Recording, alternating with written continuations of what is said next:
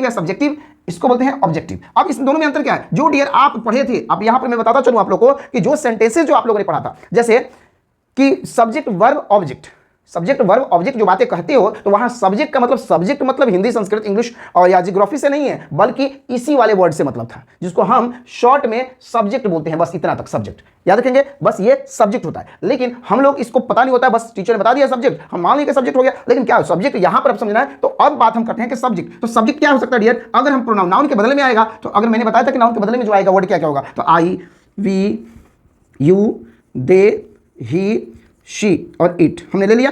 ये हमारे पर्सन हो गए जिस तरह से बताया, तो ये सब्जेक्ट के तौर पे आते हैं। सेंटेंस में जब भी आते हैं तो यही आते हैं, दूसरा नहीं आता है। दूसरा कुछ आएगा तो नाउन आएगा, अगर दूसरा कुछ आएगा तो नाउन आएगा, या कभी कभी वर्ब आ सकता है जिरंड के रूप में, या फिर वो नॉन फिनाइट के रूप में आ सकता है, वो चीज अलग है, उसके लिए हम चर्चा करेंगे। अब इसको जब ऑब्जेक्टिव केस में जाते हैं, यानी कि याद रखेंगे कैसे हम बता रहे हैं, ऑब्जेक्टिव केस में जाएंगे तो मी। अब इससे पहले बढ़ने से पहले एक बार समझ लीजिए आप लोग कि जैसे हमने लिखा है यहाँ सब्जेक्ट, यहाँ वर्ब, यहाँ ऑब्जेक्ट, तो याद रखेंगे डियर कि वर्ब से आगे आएंगे तो सब्जेक्ट होगा, और पीछे चला गया तो क्या हो गया, पीछे चला गया तो क्या हो गया, ऑब्जेक्ट। तो यही चीज बता रहे हैं कि अगर सब्जेक्ट है तो यहीं पर आई आता है, यहीं पर वी आता है सब्जेक्ट की जगह पर। तो वही चीज तो मैं चर्चा कर रहा हूं आप लोग के लिए कि आई वी यू यहां पर सब्जेक्ट की जगह पर, और वर्ब उस साइड में चला जाएगा तो यही क्या बता मी, और यही चीज क्या बता अस, यही यू, यही देम, यही हिम, और यही हर, और यही इट्स।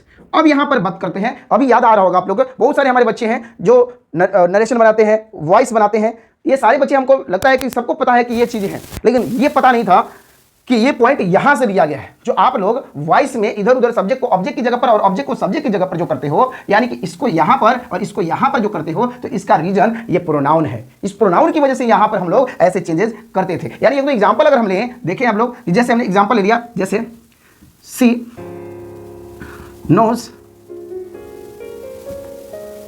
यहां पर हमने लिया मी, आई नहीं आएगा, क्यों, क्योंकि इस साइड में आएगा तो ऑब्जेक्ट हो जाता है, इस साइड में वर्ब ये है, वर्ब के इस साइड में आएगा तो ऑब्जेक्ट, यानी कि आई। यानी करेंगे कि शी नोज आई, ऐसा नहीं, ये गलत हो जाएगा हमारा सेंटेंस, ये सेंटेंस गलत हो जाएगा। सेंटेंस यहां पर जब भी आएगा आई नहीं आएगा, क्या आएगा, मी आएगा, क्यों, क्योंकि ऑब्जेक्ट होता है, उसके बाद ऑब्जेक्ट के रूप में आता है। अब ये हो गया हमारा। दूसरा लेते हैं, दे लर्न्स इंग्लिश। अब यहां पर हम देखेंगे तो ये जो गलती मैंने किया, ये गलती नहीं आप लोग कीजिएगा, क्योंकि यहां पर एस चलता है, ये प्लुरल की तरफ होता है, इसलिए यहां पर प्लुरल याद रखेंगे कि इनका ही प्लुरल यहां पर दिया गया, ठीक है, इन दोनों का प्लुरल यहां पर आता है, इसलिए यहां पर सब्जेक्ट जो होता है, वर्ब सब्जेक्ट के अनुसार से वर्ब भी चेंजेस होते रहते हैं, याद रखेंगे, वर्ब के अनुसार से सब्जेक्ट नहीं चलता, याद रखेंगे। दे लर्न इंग्लिश, अब इंग्लिश हमने कर दिया, और इसी चीज को फिर से दोबारा लिख दिए कि दे लर्न, और इंग्लिश के बदले में हम क्या लिख सकते हैं, ईट। तो मैंने बताया था यहां पर, यहां से ध्यान देंगे कि ईट रहेगा, ठीक है, और इट आएगा किसकी जगह, सब्जेक्ट की जगह। लेकिन कभी कभी अब जो नया आता है, तो नया भी लोग इट्स को इट भी यूज किया जाता है एज ऑब्जेक्ट, याद रखेंगे। तो दे लर्न्स इट या दे लर्न इट, तो लर्न्स नहीं होगा, यहाँ पर लर्न होगा, दे लर्न इट। इट किसके लिए आया है, यहाँ पर इंग्लिश के लिए आया है। उसी तरह यहाँ पर मी किसके लिए आया है, तो आई के लिए आया है। तो ऐसे सेंटेंस को आप लोग को समझना है। ये था हमारा सब्जेक्टिव ऑब्जेक्टिव केस। मुझे आशा है कि आप लोग को ये पॉइंट समझ में आ रहा होगा।